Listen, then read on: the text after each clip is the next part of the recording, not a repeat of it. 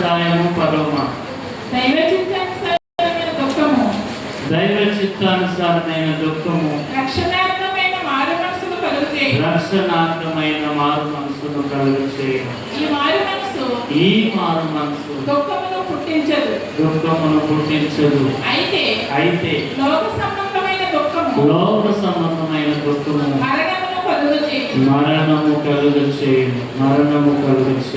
మరణము కలుగచేయు. దేవుని మాటను ఆశీర్వదించునుగాక.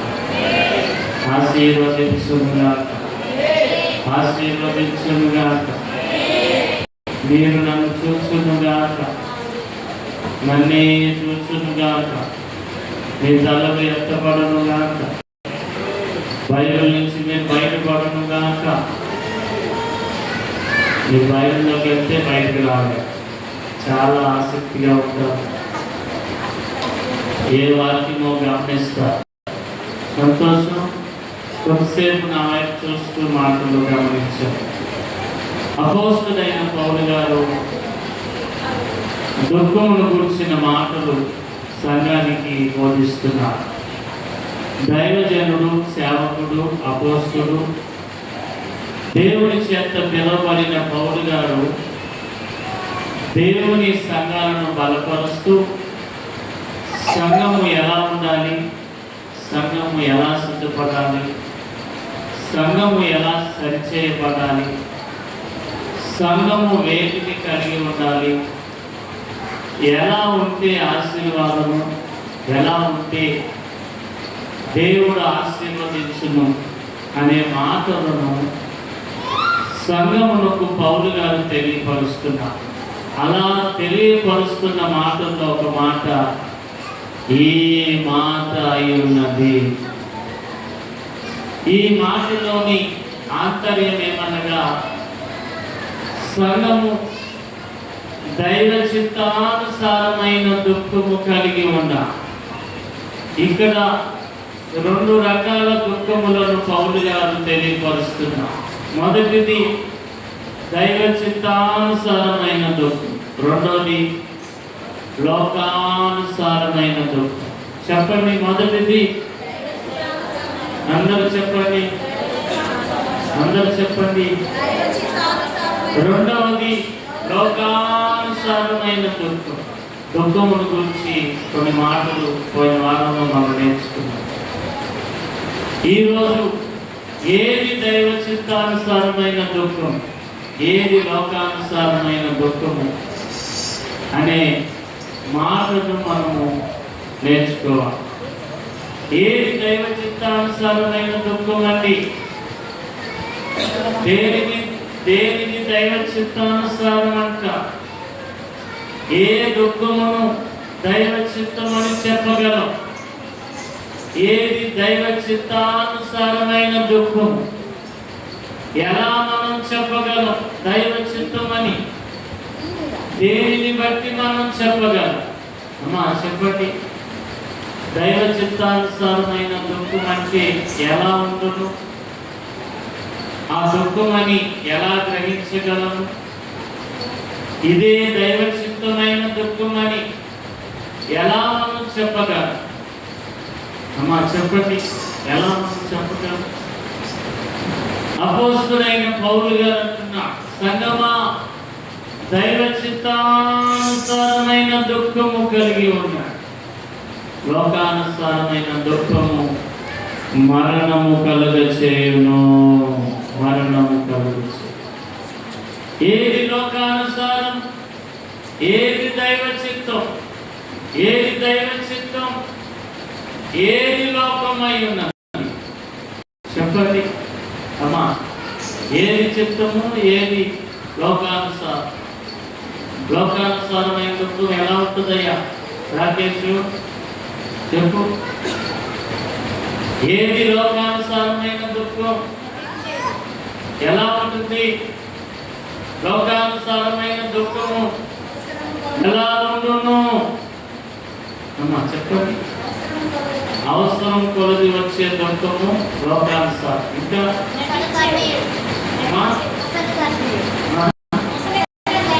ముసలి కానీ, ఓ వెరీ గుడ్.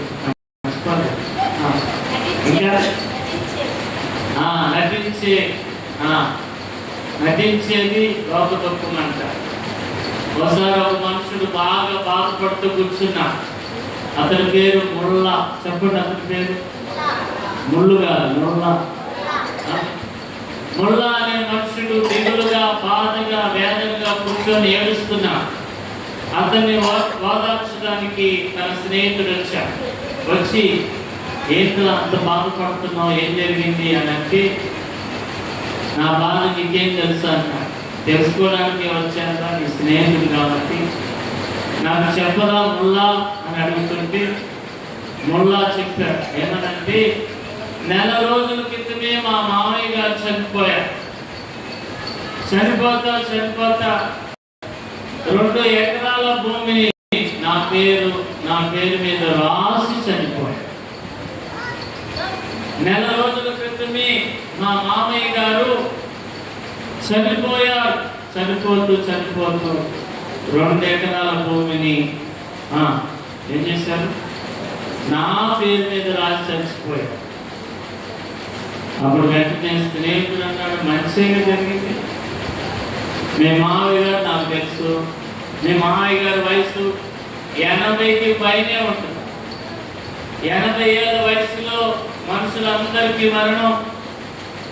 అమ్మా, 80 ఏళ్ళ వయసులో మనుషులకి సహజం.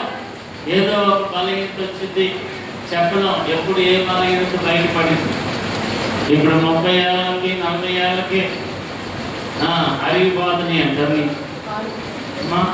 అందుకే మీరు బెండకాయలు, చిక్కుడుకాయలు, తోటకూర బాగా రక్తం పడేయండి తినండి. ఎముకలకి బాదం పప్పు, జీడిపప్పు, 9 రకాల పప్పులు తినండి. 10వ పప్పు గన్నేరు పప్పు తినకూడదు. వాస్తవంగా అయితే 80 ఏళ్ళ వయసు ఉంది ఆయనకి. మీ మామయ్య గారు చనిపోయాడు. సహజమే, పోతే పోయింది, నీకు 2 ఎకరాల భూమి రాశాడు. సంతోషంగా ఉండండి. లేదు పోయిన వారం కిందమే మా బాబాయ్ కూడా చచ్చిపోయాడు. చచ్చిపోతూ అకౌంట్లో ఉన్న 2 లక్షలు నా పేరు మీద రాసి చచ్చిపోయాడు. బాబాయ్ కొడుకు రాసేశాడు. మా బాబాయ్ని బాగా చూసుకున్నట్టున్నాడు ఈ కుర్రోడు. మీరు కూడా అందరినీ బాగా చూసుకోండి. అంతేకాదు నుంచి నీకు రాస్తారు. బాగా చూసుకోండి అందరినీ. మీ బాబాయ్నైనా, పిన్నినైనా, మీ నాన్నైనా, మీ అమ్మనైనా.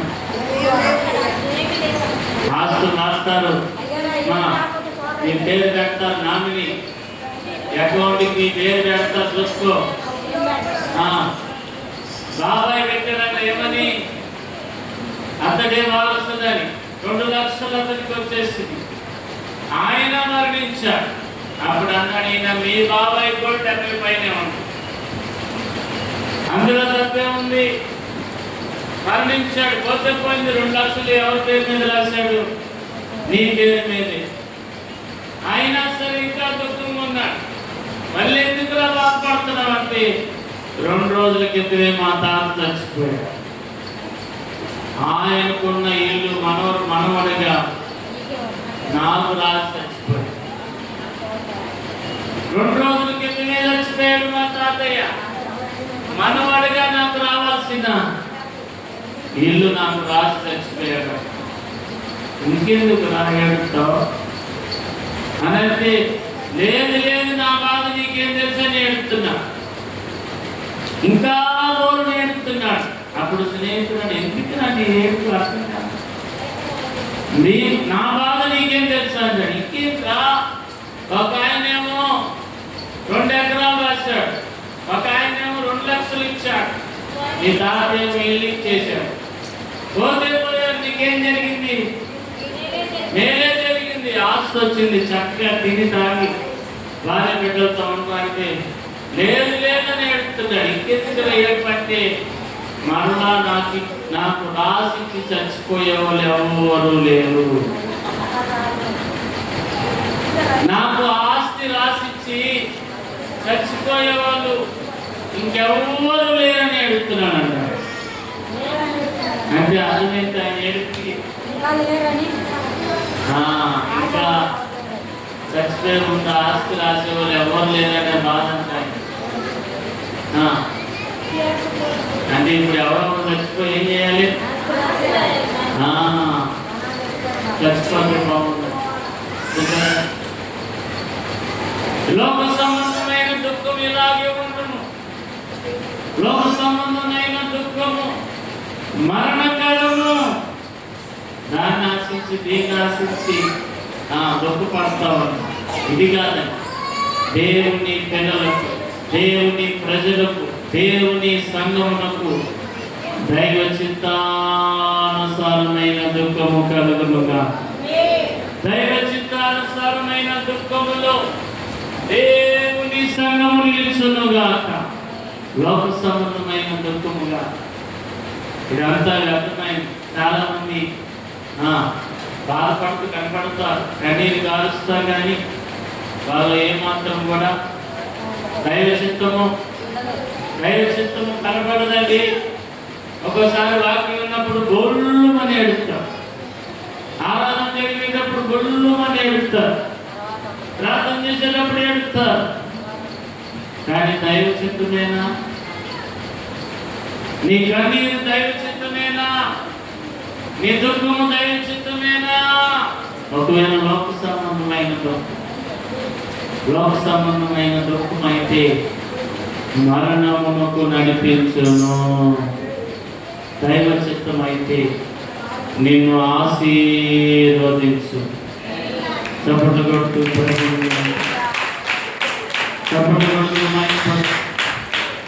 గట్టిగా చలికాలం వచ్చింది, చలికాలం వచ్చింది. గట్టిగా దైవ చిత్తానుసారమైన దుఃఖం. చాలా మంది బాధపడతారు, దుఃఖపడతారు, కానీ దైవ చిత్తం ఉందా అందులో? ఏమండి, ఎలాగో ఒకసారి వాక్యం చెప్తే ఎదురుగా కుర్చీలో కూర్చున్నాము, అయ్యగారి మీద చూస్తున్నారు, ఎదురుగా మాత్రం గారు ఉన్నారు కాదు, జరిగిన సంగతి చెప్తారు. అయ్యగారు ఎలా చూస్తుందంట, అయ్యగారు కూడా వాక్యం చెప్తే ఆమెను చూస్తుంటే పక్కకు కానీ కుడికి కానీ ఎడమకు కానీ చిన్నగా అయ్యగారిని చూస్తుంది. అలా చూస్తా ఉంది. అయ్యగారు వాక్యం చెప్తానే ఉన్నారు. అయ్యగారు చెప్పే వల్ల చూస్తానే ఉంది. చూస్తా ఒళ్ళు మన ఏడ్చేస్తున్నాడు. కళ్ళలో దారులు కారిపోతాయి. అయ్యగారికి వాక్యం చెప్తే అయ్యగారికి ఏం అర్థంగా మా బాబోయ్ గుండె పగిలిపోయింది, ఏదో మాట ఏమైంది గుర్చుకుపోయింది, దేవుడు ఒక్కకు చేసేసాడు, ఏమని హృదయం బద్దలైపోయింది, కన్నీరు ఏరులై పారేస్తుంది అని చెప్పి అయ్యగారు ఇంకా గట్టి చెప్తారంట. వాక్యం ఎగిరెగిరి చెప్పారంట, గట్టి చెప్పారంట. ఆ మాత్రం కాల్చిన కన్నీరు కాలుస్తూనే ఉంది, కాల్చిన కన్నీరు కాలుస్తూనే ఉంది. ఈరోజు వాక్యం అయిపోయింది, కానుకల పాట అయిపోయింది, అంతా అయిపోయింది, ఆశీర్వాదం పాట అయిపోయింది, అంతా అయిపోయింది. నాకు ప్రార్థన చేయించుకుంటా వస్తారు కదా, అందరూ వస్తున్నారు, అందరికీ ప్రార్థన చేశారు, అయ్యారు పంపించేస్తారు. చివరిలో ఎదురుగా కూర్చున్న కన్నీరు కాచిన దారులు కాచిన వచ్చింది. వచ్చిన బట్టి అయ్యగారు అన్నాడు, ఏమా ఈరోజు దేవుని హృదయాన్ని తెలుసు, నిజంగా నీ గుండె బద్దలైపోయింది, ఏ వాక్యం నిన్ను పొడిచిందో చెప్పు అన్నాడు అయ్యగారు. ఎంత కన్నీరు కాచో, ఏ మాట తగిలింది నీకు, ఏ మాట నీకు గుచ్చుకుంది, ఏ మాట నీ హృదయాన్ని తాకింది చెప్పండి. ఆ మాట అదేం లేదంట, అదేం లేదు అంటున్నాం. అయ్యగారికి అర్థం అదేం లేదు, ఇప్పుడే కదమ్మా అంత కన్నీరు కాచావు, ఎందుకలా ఏడ్చావు, ఏ మాట నిన్ను హత్తుకుంది అని అంటే ఏమీ లేదు అయ్యగారు అంటున్నాం. అయ్యగారికి అర్థం కాదు, ఏమన్నా ఏమి లేకపోతే అదేం లేదయ్య గారు, మీరు ఇంత వాక్యం చెప్తున్నారు కదా, వాక్యం చెప్తున్నప్పుడు మిమ్మల్ని చూశాను కదా, మిమ్మల్ని చూస్తూ ఉంటే మీకున్న గడ్డం చూసినప్పుడు, మీకున్న మీ పిల్లి గడ్డం చూసినప్పుడు నాకు ఎవరు గుర్తొచ్చారంటే నా ఇంట్లో ఉండి చచ్చిపోయిన మేక గుర్తొచ్చింది. మీ గడ్డం మా మేక గడ్డం ఒకేలా ఉంటాయి. మొన్నే చచ్చిపోయింది. నా కూతురు కన్నా ఎక్కువగా పెంచారు, కూతురు కన్నా ప్రారంభంగా పెంచారు నా మేకని. మొన్నే జబ్బు చేసి ఏమైపోయింది, చచ్చిపోయింది. హాస్టల్ గారు అన్నారంట, నాలో మేకను చూసేవాళ్ళండి, నా గడ్డంలో మేక కనపడిందా, నా మేక, నేను వాక్యం చెప్తుంటే నీకు మేక గుర్తొచ్చిందా అని అయ్యగారికి నవ్వాలో తెలవాలా, ఏడవాలో లేదు. మీరు మంచోళ్ళు, మీరు మంచిగానే దుఃఖపడతారు. వాక్యానుసారమైన దుఃఖమే మీది, మీది దైవ చిత్తానుసారమైన దుఃఖమే. ఆమెకు మాత్రం లోకానుసారమైన దుఃఖం. పాస్టర్ గారు ఇలా పెట్టారు కదా, ఏ గడ్డం ఇది, ఏ గడ్డం, ఇప్పుడంతా ఇలా లేదేద్దాం, అంతా సగం తీసేద్దాం, కటింగ్ కూడా అంతా సగం తీసేద్దాం. చాలా బాగుంటుంది సింపుల్గా. ఒకప్పుడు ఇలా కటింగ్ చేయించి ఏడిపించేవాళ్ళు అందరూ, ఎలా మధ్యలో బాధ్యత వచ్చేసావా తిరిగేవాళ్ళందరూ. ఇప్పుడు మంగళ షాప్కి వెళ్తూనే ఆచం చేస్తున్నాడు, ఆన్ చేస్తున్నాడు, ఇలా చేస్తున్నాడు అంతే. వెనక నుంచి పక్క నుంచి లేదు, 2 కత్తి లేచి పండు అయిపోయింది. ఎంత ఎంత 150, ఒక్కొక్కసారి 200, ఏసీలో చేస్తే 250. పాత రోజు గుర్తొస్తుంది నాకు. ఇదే ఎంపీ స్కూల్ రోడ్లో చెక్క ముక్కల వడ్డీ కొట్టుడు ఉంటుంది, మంగళ షాప్. లైన్లో వచ్చిన వాళ్ళు మేము, క్రాప్ ఎంత 3 రూపాయలు డబ్బు కటింగ్, అందరికి ఒకటే కటింగ్, అందరికి ఒకటే కటింగ్. ఇప్పుడంటే ఫోటోలు వచ్చేసింది, పెద్ద ఫ్లెక్సీ పెడతారు అక్కడ. అన్న ఏం పళ్ళు కావాలి, ఇది కావాలా, 1వ నెంబరా, 2, 3, 4, రామ్ చరణ్, బాలకృష్ణ, ప్రభాస, నాన్నకు ప్రేమతోనా, అమ్మ దీవెనతోనా,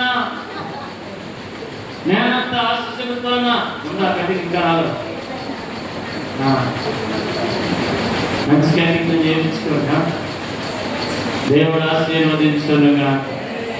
లోక సంబంధమైన దుఃఖము వ్యర్థమని బైబిల్ చెప్తుంది. సంఘంలో ఉండాల్సింది లోక సంబంధమైన దుఃఖము. నేటి దినాల్లో ప్రతి సంఘంలో దేవుని పిల్లలలో లోక సంబంధమైన దుఃఖమే కనుక దైవ చిత్తానుసారమైన దుఃఖము కలగాలి అని బైబిల్ చెప్తుంది. సేవకుడు, దైవజనుడు, అపోస్తులైన పౌలు గారు సంఘాన్ని హెచ్చరిస్తున్నారు. ఏమనంటే దైవ చిత్తానుసారమైన దుఃఖము మీకు కలుగునుగా. దైవ చిత్తానుసారమైన దుఃఖం అనగా ఎలా ఉండును?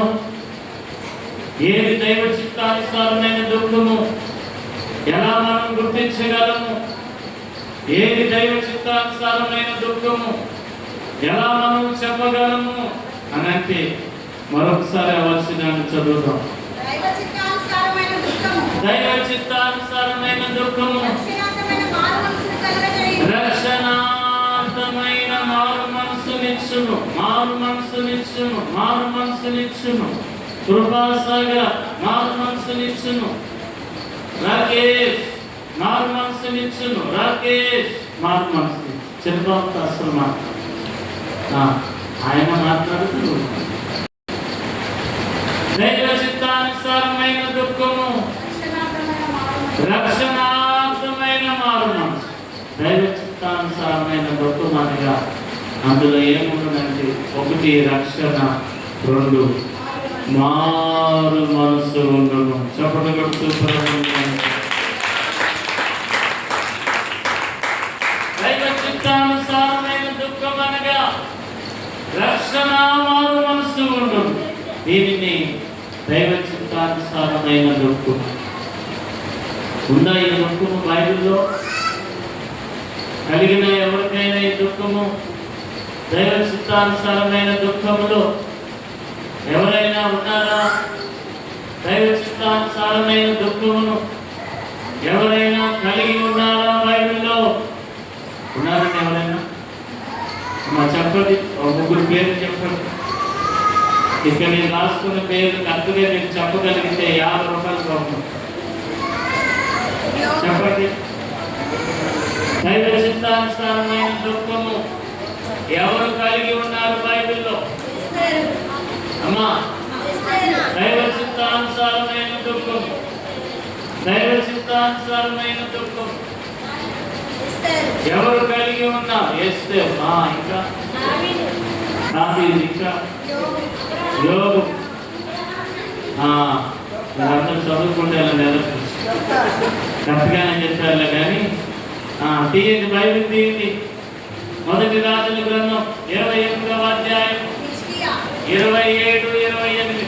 27, 28. 1 రాజులు 21, 27, 28. ఆహాబు ఆ మాటలు విని తన వస్త్రాలు చింపుకొని, గోనె పట్ట కట్టుకొని, ఉపవాసం ఉండి, గోని పట్ట మీద పరుండి వ్యాకులపడుచుండెను అనగా కన్నీరు కాచుచుండెను, అనగా దుఃఖపడుచుండెను, అనగా వేదన పొందుచుండెను, అనగా రోధిస్తుండెను, అనగా మంగళార్చుచుండెను. ఎవరైనా ఎవరండి? ఎవరండి? పైకిలే ఎవరు చెప్పండి? ఎవరైనా ఎవరు? తెలుసా? అలాగే తెలుసా? తెలుసా? అలాగే తెలుసా? తెలుసా? అతని భార్య ఎవరండి? అతని భార్య యెజబెలు. గుర్తుపెట్టుకోవాలి శ్రీరారా, యెజబెలు గురించి మీరు చదవాలి. స్త్రీలు చదవాలి. యెజబెలు వంటి స్వభావం స్త్రీలలో ఉండకూడదు. ఉందా ఇక్కడ స్త్రీలలో? నక్షలా కనపడుతున్నారు. యెజబెలు వంటి మనసు మీకు రాకూడదు. ఆ స్వభావం మీలో ఉండకూడదు. ఆ తలంపులు మీకు ఉండకూడదు. ఆమె క్రియలు మీలో కనపడకూడదు. ప్రకటన గ్రంథంలో దేవుడు సంఘములతో పలికిన మాట, యెజబెలు స్త్రీలను నువ్వు ఎక్కడొచ్చావంటే దేవుని సంఘములో ఉంచి ఉన్నావు. అందుకే నీ మీద ఒక తప్పు మోపవలసి వస్తుంది. యెజబెలు వంటి స్త్రీలను సంఘములో ఉంచావు. ఎవరు యెజబెలు? ఈమె ఎలాంటి స్త్రీ? ఎవరు ఆహాబు అంటే? ఆహాబు యెజబెలు ఇద్దరు భార్య. ఆహాబు చేసే పని ఏమనగా, ఆహాబు ఒక రాజు అయి ఉన్నాడు. యూదా వారిని పరిపాలించి ఒక రాజు ఆహాబు. అతనికి భార్య యెజబెలు. వీరిరువురు భార్య భర్తలు. దేవుడే వారికి అధికారం ఇచ్చాడు. దేవుడే వారిని రాజుగా నియమించాడు. దేవుడే వారికి పరిపాలన ఇచ్చాడు. దేవుడే వారికి రాజ్యం ఇచ్చాడు. దేవుడే వారికి మనుషులను అప్పగించాడు. అలా పరిపాలన చేస్తున్న ఆహాబు రాజు తన భార్య ఒకరోజు ఏం చేశారు అని అంటే, దేవునికి హేయమైన క్రియ చేసి దేవునికి ఏమైన దేవునికి ఇష్టం లేని నీచమైన ఒక క్రియకు పాల్పడ్డ. అదేమనగా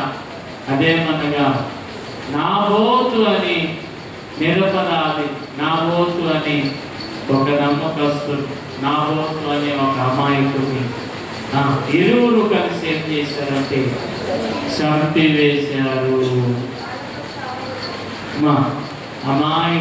అమాయకుడు ప్రాణం చేశారు. గుర్తుపెట్టుకోవాలండి. నిరపరాధుల జోలికి మనం వెళ్ళకూడదు, అమాయకుల జోలికి మనం వెళ్ళకూడదు. బలహీనం తెలుసుకోకూడదు. ఏ బలం ఉందని బలహీన మీదకి వెళ్తావా? డబ్బులు ఉందని పేదవాళ్ళని కొడతావా? అధికారం ఉందని, బలం ఉందని ఎవరిని మనం చెప్పదు.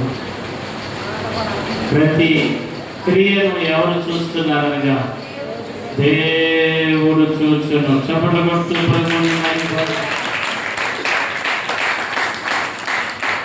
వీరిరువురు ఆహాబు యెజెబెలు చేసిన నీచమైన క్రియ, నీచమైన పనేమనగా దేవుని దృష్టికి నాబోతు అనే ద్రాక్ష తోటను ఆక్రమించుకొని అపరాధి అయిన నాబోతును చంపించెను.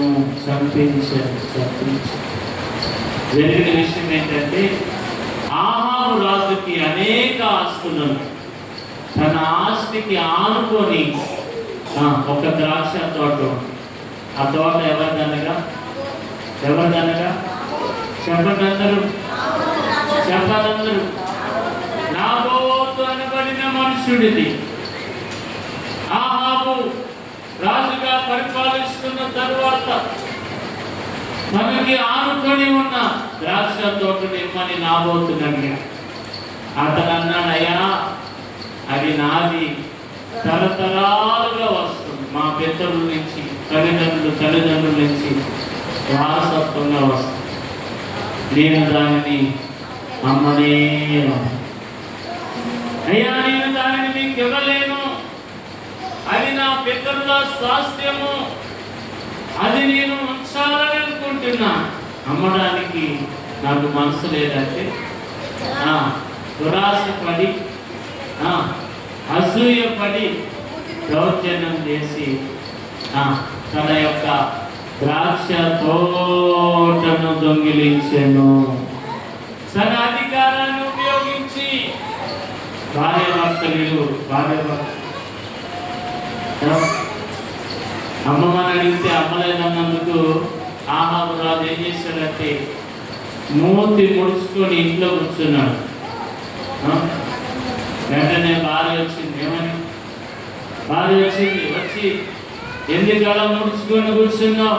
ఏం జరిగింది? ఎందుకు అలా ఉన్నావు అని అడిగితే ఆహాబు చెప్తున్నాడు, ఏం లేదు, ద్రాక్ష తోట అడిగితే నాబోతే ఏమన్నా. వెంటనే యెజెబెలు భార్య యెజెబెలు అంటుంది, నువ్వు లేచి భోజనం చెయ్యి, నేను చేయాల్సింది నేను చేస్తాను. నువ్వు రాజ్య పరిపాలన చేయడం లేదా?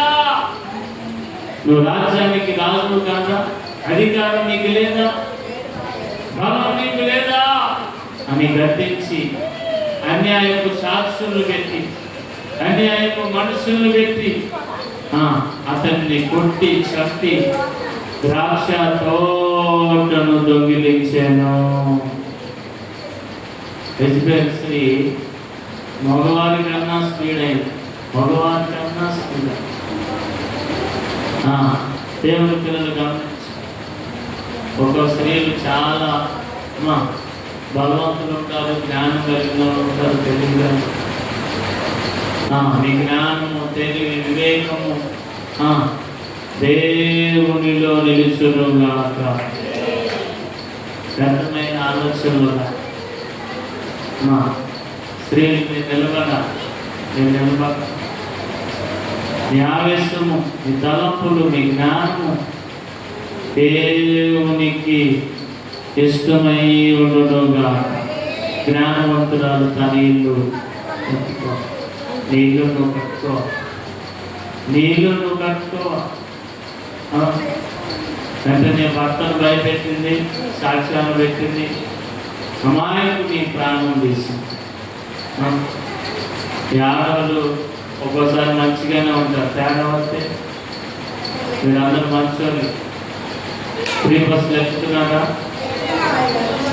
ఎవరిని కొట్టట్లేదుగా? ఫ్రీ బస్సులు ఎవరిని కొట్టట్లేదు మీరు? నాకు ఆ పేరు కామాకండి. వచ్చిన అందరు వీడియోలు చేస్తున్నారు, వీడియోలో మీరు పడకూడదు. మన అదేలో ఊరి నుంచి ఒక ఆయన అనవసరంగా సీట్ ఆపిందంటే ఈ నెల్లు దూరేది, వైజాగ్ నుంచి వస్తాను. ఆయన బట్టు బుర్రంతా పగలగొట్టింది. అన్ని దెబ్బలు అవసరం అవుతాయి. ఎంతో ఆయన అమాయకుడు కాబట్టి పోయి ఆమెతో పెట్టుకున్నాడు. ఓ దెబ్బ పట్టుగా పక్కకు వచ్చేట్టుగా ఆమె నోట్లో నోరు పెట్టాడు, ఆమె చేతికి పని పెట్టాడు. ఏ వాళ్ళు ఫుట్బాల్ అన్నట్టు తలకాయ అంతా ఆడేస్తుంది. ఆయన చెట్టు మీద ఎందుకు కూడా బాగా దెబ్బలు. దయచేసి మీరు అలా పట్టు దాడలు మంచిగా ఉండండి, మంచి పేరు జ్ఞానవంతులుగా ఉండండి. సీట్ దొరకలేదని మగవాళ్ళు పట్టున్నారండి, అది మంచిది కాదు. మగవాళ్ళ సీటు మగవాళ్ళు కేటాయించండి. బస్సుల్లో స్త్రీలను గౌరవించండి. కొన్ని సీట్లు స్త్రీలకి, కొన్ని సీట్లు స్త్రీలకి రాయమన్న ప్రకారం మగవాళ్ళకి సీట్లు కేటాయించండి. యజబేలు వంటి లక్షణాలు మీకు ఉండకూడదు. యజబేలు స్త్రీ కొట్టేరాదు, తేడా వస్తే చంపేరాదు. అమ్మా కఠినమైన క్రూరాలమే, సాత్వికురాలు కాదు, దీనురాలు కాదు ఆమె. కానీ ఆమె క్రియలను, తన భర్త క్రియలను దేవుడు చూచెను అని చెప్తుంది. మోసపోకుడి, దేవుడు ఏమి విందునో అదే పోయింది. అన్యాయం చేస్తున్నావా, అన్యాయమే నీ కలుగు. అక్రమం చేస్తున్నావా, అక్రమమే నీకు ఎదురైంది. నీవు మూట కట్టుకున్నట్లే నీ పొరుగు వారిని ఏది నువ్వు ఏం చేయకూడదనగా ఆశించినావా? పొరుగు వాళ్ళ పొలాలన్నీ తెచ్చుకుని నీ పొయ్యిలో కడుతున్నావా? పొరుగు వాళ్ళ కిడకలన్నీ తెచ్చేస్తాం దొంగసారి. పొరుగు వాళ్ళు మట్టి తోలుకున్నారనుకో ఏం చేస్తాం? మామూలు సంచులు. మనం ఒకసారి మీటింగ్ జరుగుతుంటే ప్రార్థనకు వచ్చారు భార్య భర్తలు, 5 సంచులు తీసుకుని వచ్చారు. ప్రార్థనకి 5 సంచులు ఒక పాట తీసుకొచ్చారు. నాకేమనుకున్నా, ఇదే సంచులు పాట వచ్చారు. వాక్యం అయిపోయింది, కళ్ళు మూసుకొని ప్రార్థన చేస్తున్నాను. శుభ్రంగా ప్రార్థన వెనకాలను మంటలతో తోపుకొని వెళ్ళిపోతున్నాం. 5 సంచుల్లో తోడేస్తాను. అది ఎవరిది? ఎవరిదండి? తీసుకెళ్ళొచ్చాను. దేవుడు చూస్తున్నాడు. నీరు కానిది ఏది ముట్టుకో, నీరు కానిది ఏది ముట్టుకో. దేవుడు చూస్తున్నాడు. ప్రతి దానికి ఆయన లెక్క అడుగుతాడు. తన భార్య అమాయకుని బలుకొని ద్రాక్ష తోటను బలవంతంగా లాక్కొని నరహత్య చేసి నిరపరాధిని చంపినట్లుగా భావించాడు. దేవుడు చూశాడు, దేవుడు వారిని శపించాడు. ఏమని? మిమ్మల్ని, మీ కుటుంబీకులను, మీ భార్య సంతానమును కుక్కలు తినివేయను. కుక్కలు మీ శవాలను కుక్కలు తినివేయను. ఆకాశ పక్షులు కుక్కలు తినివేయనని దేవుడు శపించాడు. వెంటనే గుండె పగిలి ఆహాబు ప్రార్థన చేస్తున్నాడు. అయ్యో అయ్యో, ఎంత దుర్మార్గం చేశాను, ఎంత దురాలోచన చేశాను నేనని వ్యాకుల పడుచు గోనె పట్ట ధరించి దేవునికి ప్రార్థించగా దేవుడు వినెను. చప్పట్లు కొడుతూ ఆహాబు కన్నీటిని దేవుడు లక్ష్య పెట్టాడు. దైవ చిత్తానుసారంగా ఆహాబు దేవుని ఎదుట ప్రార్థించాడు. వెంటనే దేవుడు మాట్లాడాడు. ఎవరితో? ఏలియాతో దేవుడు మాట్లాడాడు. ఆహాబు ప్రవర్తనను చూచిందివా? తను వినయముగా ప్రవర్తిస్తున్నాడు. అతని దుఃఖము వినయముగా ఉన్నది అని దేవుడు ఆజ్ఞాపించి, నేను చేయవలసిన కీడును ఇతని తరంలో కాక వారి కుమారుల తరంలో రప్పించేదను. చేయాల్సిన కీడును కూడా దేవుడు మార్చివేసి దైవ చిత్తానుసారమైన దుఃఖము ద్వారా నీ దేవుడు నీకు మేలు చేస్తాడు. లోక సంబంధమైన దుఃఖంతో నీకు మార్గమే కానీ నీకు నష్టమే కానీ ఏ లాభము నీకు. ఆహావలే దైవ చిత్తానుసారంగా నువ్వు దుఃఖపడ చేసిన తప్పుకి దేవుని ఎదుట అప్పగించుకొని వ్యాధులు పడుచు తనను తాను తగ్గించుకొని దేవుని వైపు తిరగగా దేవుడు కరుణించెను. చప్పట్లు కొడుతూ పొరుగువాడిని దేనిని మనం ఆశించుతాం. నీకు ఇచ్చిన దాన్ని నువ్వేం చేయాలి? సంతోషంగా ఉందా? పక్కన చూసి ఏడమ్మాకు, అది లేదు ఇది లేదని దౌర్జన్యం చేయమాకు, బాలిందని గొడవ మాకు. కొంతమంది అంటారు, అయ్యగారు ఆమెకు నోరు ఉంది నాకేం లేదు. ఎవరుంది నోరున్నా పోట్లాడు మాకు, బలం ఉన్నా చూపించి మాకు, అధికారం ఉన్నా చూపించి మాకు. అవతల వారి పక్షమున ఎవరున్నను దేవుడు నిలుచును. నీకు ఇచ్చిన దాన్ని నీకు ఇచ్చిన దాన్ని సంతోషం యథార్థంగా జీవించు. దేవుడు నిన్ను ఆశీర్వదించునుగా. నేనున్న స్థితిలోనే సంతృప్తిని కలిగి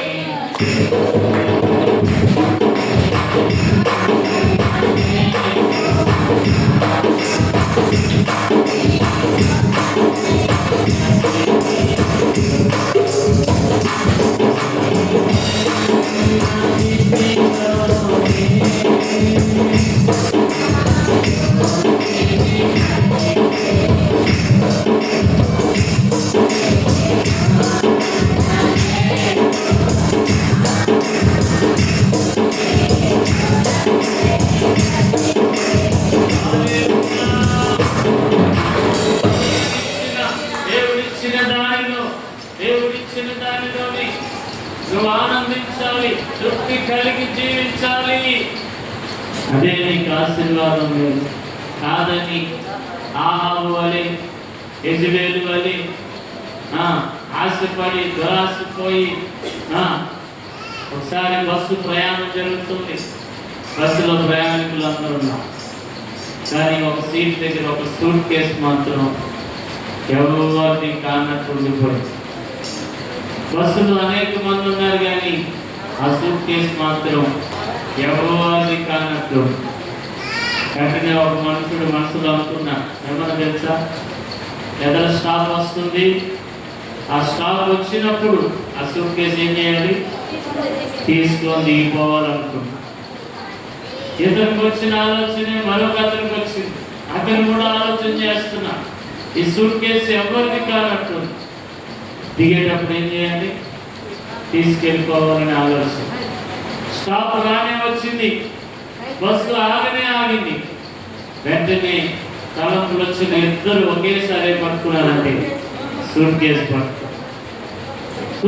పట్టుకొని అంటున్నారు, నాది అంటే నాది, ఈ సూట్ కేసు నాది అంటే నాది, ఇది నాది అంటే బస్సులో అందరూ చూస్తున్నారు. ఏంటి నా గొడవ ఇంటికి వెళ్తున్నా ఎవరితో సూట్ కేసు అందరూ అడుగుతున్నారు ఎవరయా అంటే నాదండి. నాదమ్మా నాది చూడండి ఎలా నాదమ్మా నాదయ్యా ఇద్దరు నాదంటే నాది నాదంటే నాది. ఎవరు చెప్పగలరు అమ్మా చెప్పగలమా తినన్నా చెప్పు చెప్పగలమా? ఎవరు చెప్పలేకపోయారు. నాదంటే నాది. ఇదంతా కాదని ఎవరు బస్సులో ఉన్నాడు ఫోన్ కొట్టాడు ఎవరికి ఈ వారానికి పోలీసు వాళ్ళకి ఫోన్ చేశాడు. రానే వచ్చారు వాళ్ళు. ఏంటి గొడవ అన్నారు. చూడండి సార్ కొట్టుకు చెప్తున్నారు. ఇక్కడ కాదు ఇద్దరు బాధండి ఎక్కడికి స్టేషన్కి బాధండి.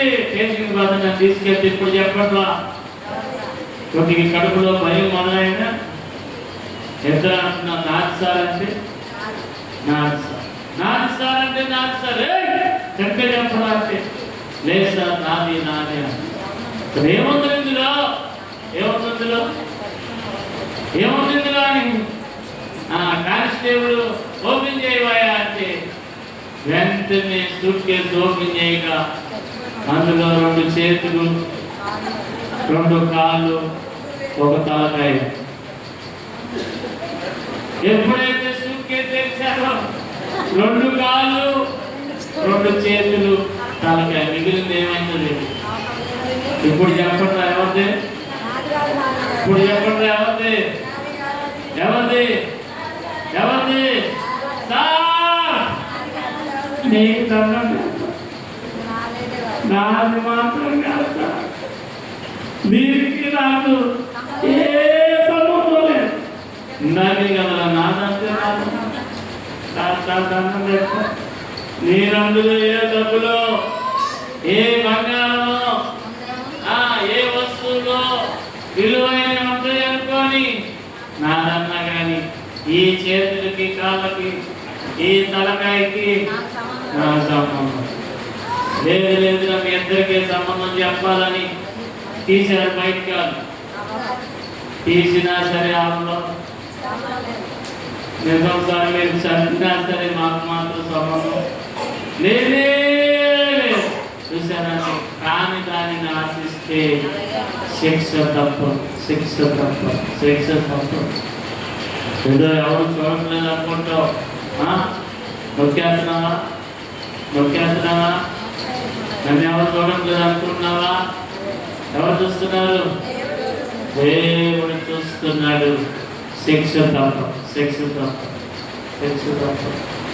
కొందరి నుంచి తప్పించుకోవచ్చు కానీ దేవుడి నుంచి నువ్వు తప్పించుకోవు. దేవుని కృపలో నువ్వు నమ్మకముగా నిలుచునుగా నమ్మకముగా నువ్వు నిలుచునుగాక. బైబిల్ చెప్తుంది ఆహాబు వంటి మనుషునిగా యెజబెలు వంటి మనుషురాలుగా నువ్వు జీవించుకో. వినయము కలిగి దైవ చిత్తానుసారమైన దుఃఖం పొందగలిగితే దేవుడు నిన్ను కరుణించును కటాక్షించును. కనుక దేవుడికి అప్పగించుకున్నావు. అటు దుఃఖమును కలిగి ఉన్నాం. దేవుడు మనము ఆశీర్వదించునుగాక. పాడుతుండగా కానుకలు సమర్పిద్దాం. ప్రియంగా పాడుతుండగా కానుకలు సమర్పిద్దాం.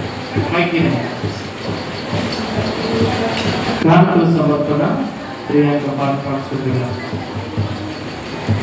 తీసుకురా. దయచేసి నాకు మంచిగా ఇవ్వండి. బాబు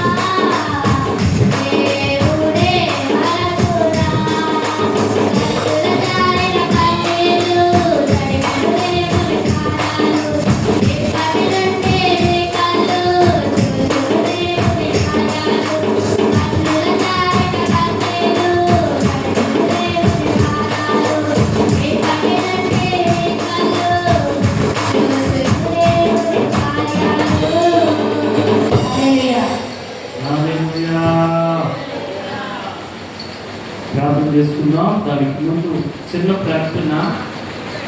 దేవుని మందిరం శుభ్రపరచడం కొరకు మరి పంచాలకు మీ పేరు తెలియపరచండి.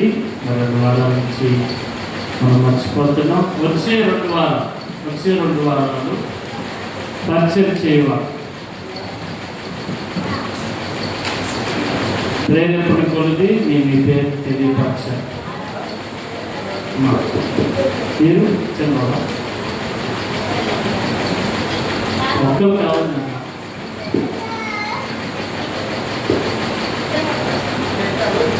మరి సోదరులిద్దరికి చెప్పడం ప్రభు నామములో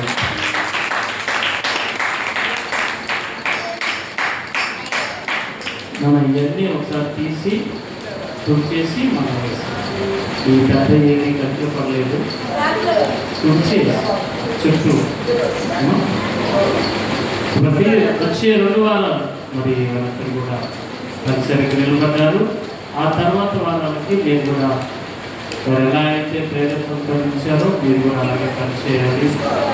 దేవుడు పరిచయం మీరందరూ కూడా పనిచేయాలి. దేవుడు కృప చూపునుగాక. దేవుడు కృప చూపునుగాక. వచ్చే ఆదివారము ప్రభు కన్నా భోజనాలు కూడా ఉంటాయి. అందరూ సహకరించండి. అందరికీ కూడా చక్కని విందు ఏర్పాటు చేస్తాము. పరిచయంలో కూడా సహకరించండి. స్త్రీలు పురుషులు ఇద్దరు కూడా చక్కగా అమ్మగారికి చేయవలసినవ్వండి. అమ్మగారు ఎంతో బాధ దేశంలో వారు ఉన్నారు. అయినను పరిచయ కోసం వారు నిలబడుతున్నారు. నిజంగా ఇది ఎంతో గొప్ప విషయం. మనందరం కూడా ఎవరిని బాధ పెట్టక సంఘ అభివృద్ధి కొరకు నిలబడదాం. చక్కగా కలిసి పనిచేద్దాం. దేవుడు కృప చూపునుగాక. కృప చూపునుగాక. ప్రార్థించేద్దాం. కళ్ళు వచ్చి కళ్ళు వచ్చి ప్రార్థించేద్దాం. విన్న వాక్యాన్ని బట్టి చిన్న ప్రార్థన, నోరు తెరిచి చిన్న ప్రార్థన చేయండి. ఆహారులు ఎవరైనా ఉంటే ఇప్పుడే సరి చేసుకోవాలి.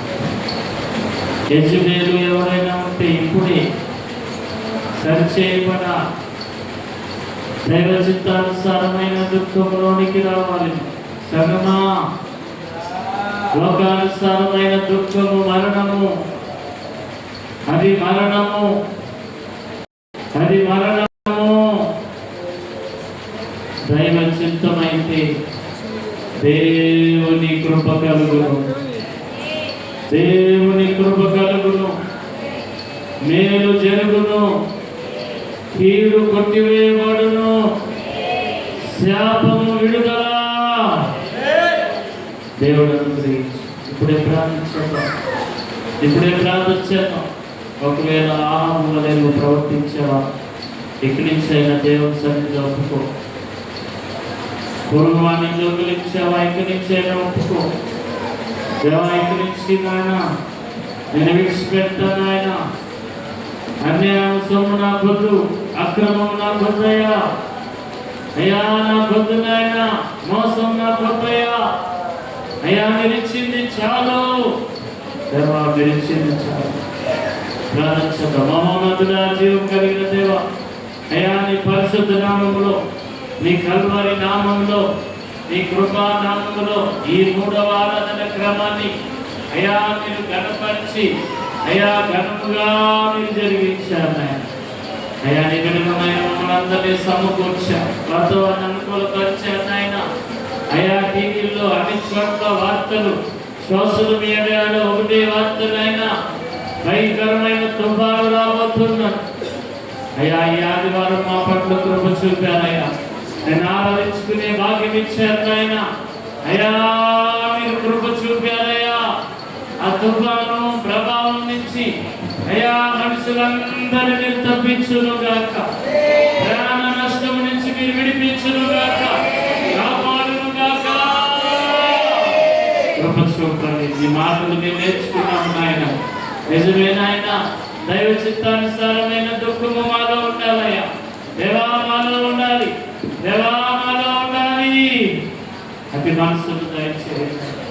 లోక సంబంధమైన దుఃఖము మాలో ఉంటే అది మరణమని మీరు చెప్పారు, అది వ్యర్థమని మీతో మాట్లాడారు.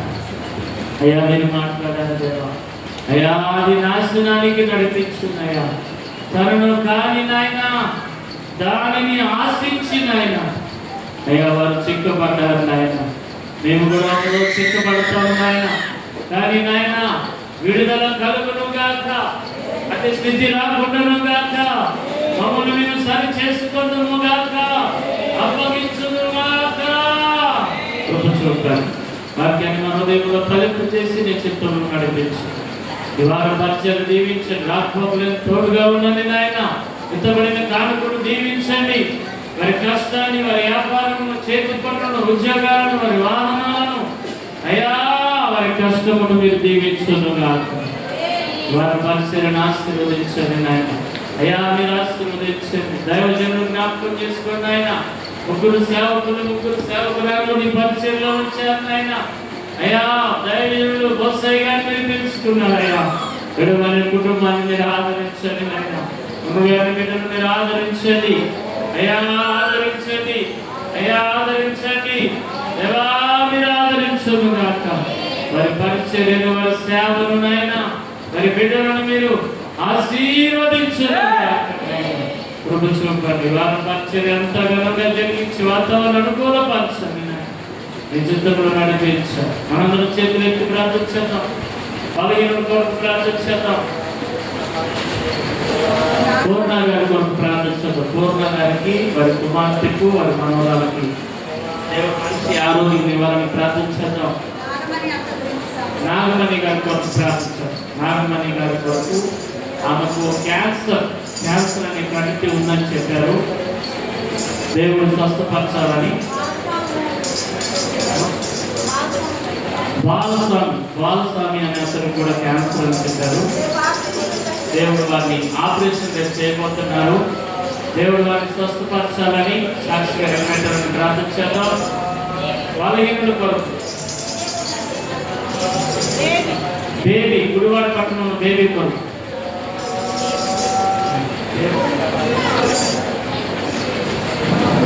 చిన్నబాబు వదిలి కొరకు ప్రార్థించడము.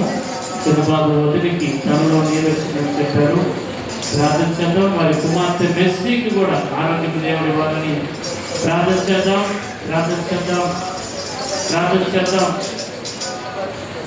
వరలక్ష్మి గారి కొరకు ప్రార్థించేద్దాం. మన ప్రార్థన సహాయం అడిగారు. ఇంద్రవ కొరకు ప్రార్థించేద్దాం. పూజ పిల్లల కొరకు ప్రార్థించేద్దాం. పూజ కొరకు ప్రార్థించేద్దాం. మోక్షిత్కి దేవుడి ఆరోగ్యము, ఆ కుటుంబానికి నెమ్మది సమాధానం చూపించిన కీడును కొట్టువేయాలని ప్రార్థించేద్దాం. సంతోషం గారి పెద్ద కుమార్తె కొరకు ప్రార్థించేద్దాం. గుంటూరులో నివాసం ఉంటున్నారు. మరి ఈరోజు దేవుడి మందిరానికి వచ్చారు.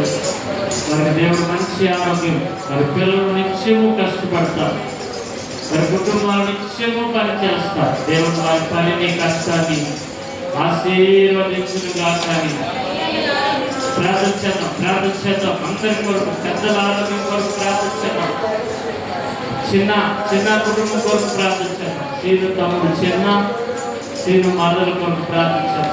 సంతానం దేవుడి ఇవ్వాలని, నరేష్ కుటుంబానికి దేవుడు సంతానం ఇవ్వాలని ప్రార్థించేద్దాం.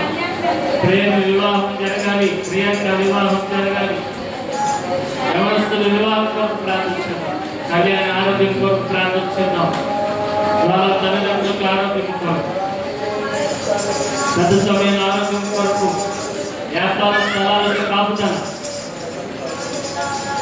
అరుణమ్మ కొరకు ప్రార్థించేద్దాం. మా వదిన గారు, మా వదిన అరుణమ్మ కొరకు ప్రార్థించేద్దాం. భాగ్యం గారికి స్వస్థతను దేవుడు ఇవ్వాలని, పరిశుద్ధం గారికి అనువరాలకి దేవుడు స్వస్థతను ఇవ్వాలని ప్రార్థించేద్దాం. చేతులెత్తి అడుగుతామండి దేవుని. దేవా వివాహాలు జరగాలి నాయన, బిడ్డలు ఎదురు చూస్తున్నారయ్యా, సంతానం కలగాలి. హైదరాబాద్ నుంచి వచ్చిన కుటుంబాలకు సంతానం కలగాలి. దేవా మా మధ్య నిలబెట్టండి సాక్షిగా.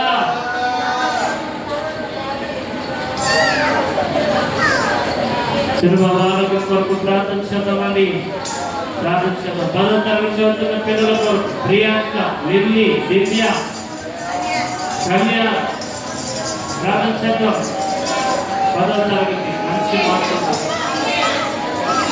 విజయ్ ప్రార్థించేద్దాం. మహోన్నతుడా జీవం కలిగిన యేసయ్యా, అయ్యా నీ పరిశుద్ధ నామములో నీ పిల్లల నాయన దేవా ప్రార్థిస్తున్నామయ్యా, దేవా ప్రార్థిస్తున్నాం, దేవా అడుగుతున్నామయ్యా.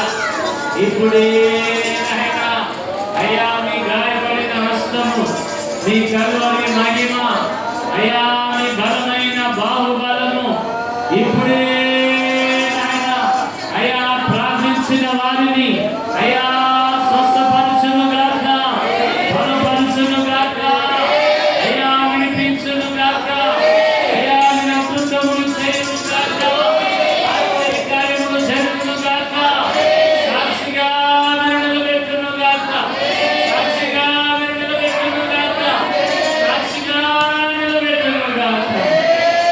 అయ్యా మా మధ్యకు తీసుకురండి నాయన, అయ్యా మా బలిపీఠం యొక్క నాయన, అయ్యా మీ బలిపీఠం యొక్క నిలబెట్టండి నాయన, బిడ్డలు నిలబెట్టండి నాయన, అయ్యా మీరు నిలబెట్టండి అయ్యా, అయ్యా మీరు నిలబెట్టండి అయ్యా, అయ్యా స్వస్థపరచువాడా, అయ్యా కార్యములు చేయవాడా, మీరు స్వస్థపరచండి, కార్యములు చేయండి అయ్యా. అందరినీ మీ నామానికి అప్పగిస్తూ యేసయ్య పరిశుద్ధ నామములో అడుగుచున్నాము తండ్రి.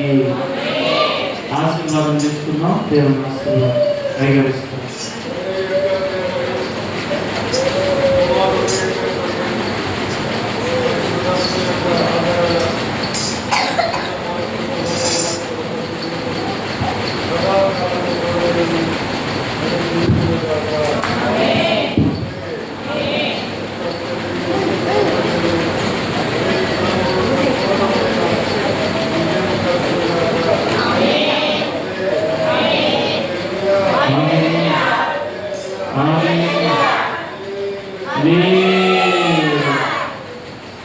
అందరికీ ప్రభునామములో వందనాలు, అందరికీ శాలోం. దేవుడు కుటుంబాలను ఆశీర్వదించుకుంటారు. పాట పాడుతుందిగా ఒక రోజు పాట నేర్చుకున్నాం. ఆశీర్వాది